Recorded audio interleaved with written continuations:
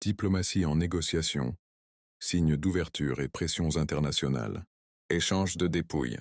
La Russie remet 1000 corps de soldats ukrainiens en échange de 19 corps russes. Plus de 3000 dépouilles prévues dans les prochains échanges. Retrouvailles familiales, 11. Enfants remis à l'Ukraine via les Qatar. Bilan total, 137 enfants retrouvés. Négociations en cours. Selon Dmitri Peskov, les discussions avec Kiev progressent, avec des mémorandums prévus au 3e tour. Trump et les sanctions. Le Kremlin analyse.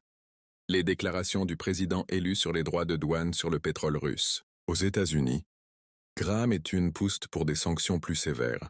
Soutien militaire occidental, en préparation. Patriot allemand.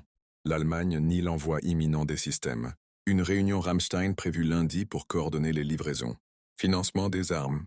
Les États-Unis étudient toujours la demande ukrainienne, incluant Patriot ATACMS NASAMS. Fonds gelés. Le revenu des actifs russes en Europe, 200 milliards, pourrait être utilisé pour acheter des armes via les États-Unis. Coopération militaire renforcée. Allemagne, Royaume-Uni. Signature d'un traité de défense de 27 pages visant à renforcer l'OTAN, développer des armes communes et coordonner la dissuasion nucléaire. Un front dynamique et des enjeux diplomatiques croissants. La Russie continue de progresser sur plusieurs fronts, consolidant des positions stratégiques et élargissant ses saillants. Pendant ce temps, l'Ukraine résiste, mais peine à contenir la pression sur ses lignes arrières. Sur le plan diplomatique, les discussions se poursuivent, tandis que l'Occident tarde à unifier son soutien militaire. La course contre la montre est lancée. Offensive russe contre échéance politique imposée par Trump. Résumé en date du 18 juillet 2025. First 141e jour du SVO. Front oriental.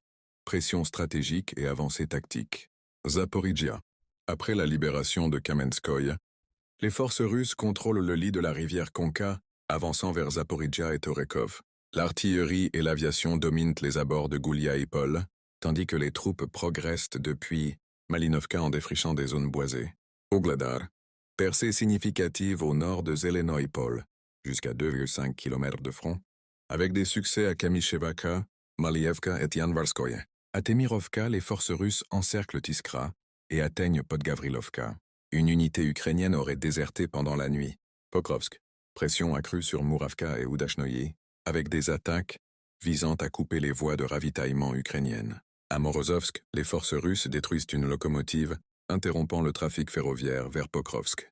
Novo-Ekonomichesku reste un point chaud, avec un encerclement progressif. Konstantinovski. Après la prise de Popovyar, les troupes avancent à Yablonovka et Belaya Gora,